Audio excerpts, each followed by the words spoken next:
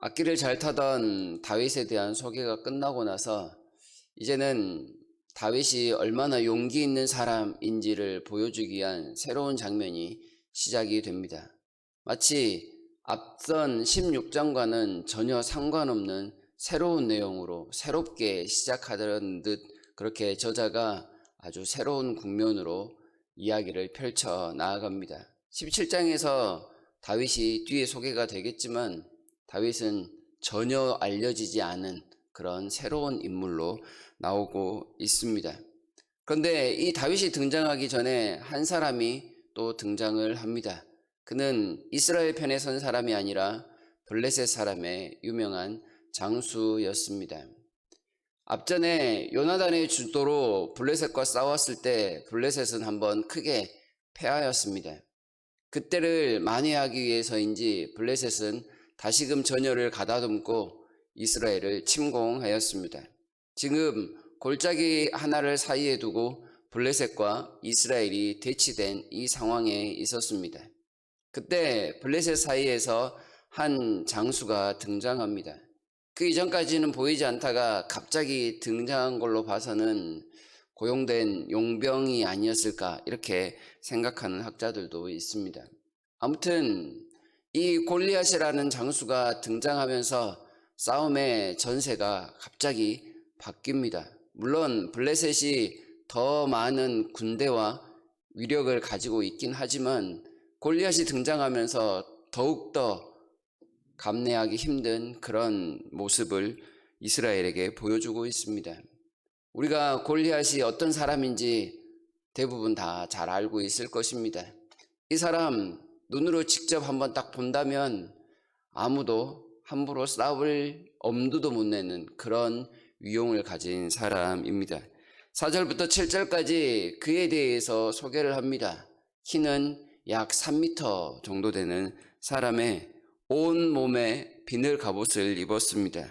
그리고 머리에 투구를 썼고 또한 엄청난 무게의 그 갑옷의 양을 또한 나타내고 있습니다. 다리에는 보호대를 찾고 또한 큰 창에 작은 단창까지 들고 있는 모습, 그리고 그 앞에는 그를 보호하기 위해서 방패를 든 자가 앞서고 있는 그런 모습입니다. 이렇게 거대한 사람이 아주 중무장을 하고 나와서 싸움을 걸고 있습니다. 싸움에 자신이 있었는지 그건 정확하게 모르겠습니다. 얼마나 유능한 장수였는지 이것도 또한 증명이 되지 않습니다. 그러나 그는 그가 가지고 있는 외적인 장점을 활용해서 이스라엘 사람들에게 싸움을 걸어옵니다. 다 싸우지 말고 대표 한 사람씩만 나와서 싸우자. 블레셋의 대표는 골리앗 나고 이스라엘은 새로 한 사람을 보내라. 아마 과거 요나단이 주도했던 그 싸움을 한 번 더 상기시키는 것이 아닌가 이런 생각이 들기도 합니다. 그런데 그토록 용맹했던 요나단이 여기에서는 아무런 영향력을 드러내지 않습니다. 잠잠합니다. 이스라엘도 잠잠하고 더 나아가 이스라엘의 왕인 사울 역시도 잠잠합니다. 이스라엘이 잠잠하자 이 블레셋 장수 골리앗이 마음껏 이스라엘을 모욕하고 가지고 놀고 있습니다. 뒤에 가면 그가 40일 동안이나 이러한 일들을 행했다 이야기를 합니다. 8절을 보시게 되면 이 골리앗이 이렇게 이야기를 합니다. 너희가 어찌하여 나와서 전열을 벌였느냐? 나는 블레셋 사람이 아니며 너희는 사울의 신복이 아니냐? 너희는 한 사람을 택하여 내게로 보내라. 9절 그가 나와 싸워서 나를 죽이면 우리가 너희의 종이 되겠고 만일 내가 이겨 그를 죽이면 너희가 우리의 종이 되어 우리를 섬길 것이니라. 이렇게 이야기를 합니다. 사울의 신복도 종이라는 뜻입니다. 이스라엘을 가리켜 너희는 사울의 종이 된 사람들이 아니냐? 나는 블레셋 사람이다. 나와 싸워 이기면 진 사람이 이긴 사람이 종이 되도록 하자.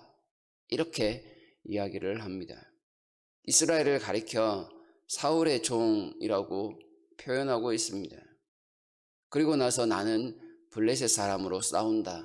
이 말을 합니다. 왜 이런 말을 하게 되었을까요?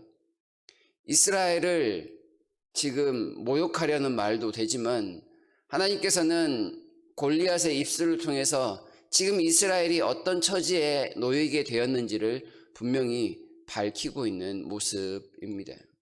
이스라엘은 사울의 종, 곧 사람의 종이 되어서는 안 됩니다. 이스라엘은 하나님의 자녀들이었습니다.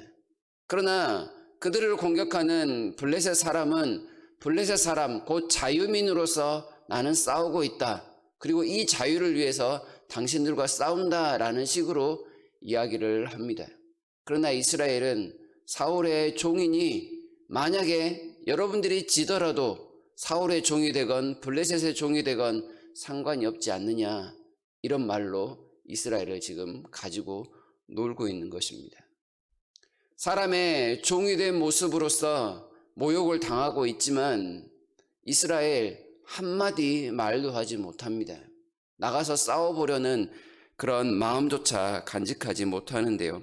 11절을 보시게 되면 이 말을 듣고 사울과 온 이스라엘이 놀라 크게 두려워했다 이야기를 합니다. 놀랐다라는 것은 이미 마음이 낙담하였고 겁에 크게 질려버렸다라는 뜻입니다. 싸움도 하지 않았습니다. 말 몇 마디 듣고 나서 이미 패잔병이 된 것입니다. 그들의 마음이 다 떠나 혼비백산한 그런 모습을 보이고 있습니다. 이스라엘이 왜 사울의 종이 되었습니까? 그들 앞에 나서서 싸워줄 한 왕을 세우려다 이렇게 되었습니다. 다시 말하면 왕으로 세운 사울은 이런 전쟁을 대비해서 이스라엘 사람들이 원하고 원해서 세운 사람입니다. 그렇다면 싸움에 능숙한 사울이 이런 때 나서서 싸움을 도두어야 합니다. 그가 직접 나가서 싸우든지 누군가를 지명해서 싸우게 하든지 말입니다. 그러나 이스라엘 읽었다시피 아무런 반응이 없습니다. 골리앗 한 사람의 위용에 놀라 다 벌벌 떨고 있습니다. 이미 그들은 전쟁에서 졌습니다. 하나님을 떠나 스스로 싸움꾼이 되보려고 했던 이스라엘은 사람의 종으로 전락한 채 정작 싸워야 될 때는 싸우지 못하는 그런 아주 무능한 사람이 되어버리고 말았습니다. 하나님을 떠나려 했을 때, 그리고 하나님을 떠났을 때 어떻게 되는지를 분명히 보여주고 있습니다. 골리앗이 그가 지금 자랑하고 있는 것을 보십시오. 일단은 덩치가 큽니다. 덩치가 크기에 그에 걸맞는 수많은 무기와 갑옷들이 다 크고 무게가 무겁습니다. 그리고 그는 싸움을 도두는 자입니다. 이전까지 싸움에서 아주 증명된 장수가 아니었다라는 뜻입니다. 좀 심하게 말하면 그는 정말 싸움을 도두기에 나온 그런 광대와 같은 역할일 뿐입니다. 그러나 이스라엘, 그의 외모에 놀라 이미 다 혼비백산한 그 모습만을 보이고 있습니다. 이스라엘과 블레셋의 싸움, 골리앗과 이스라엘의 싸움은 교회와 세상의 싸움과 같은 그런 모습을 보여줍니다. 교회와 세상은 늘 보이는 싸움, 보이지 않는 싸움 가운데 있습니다.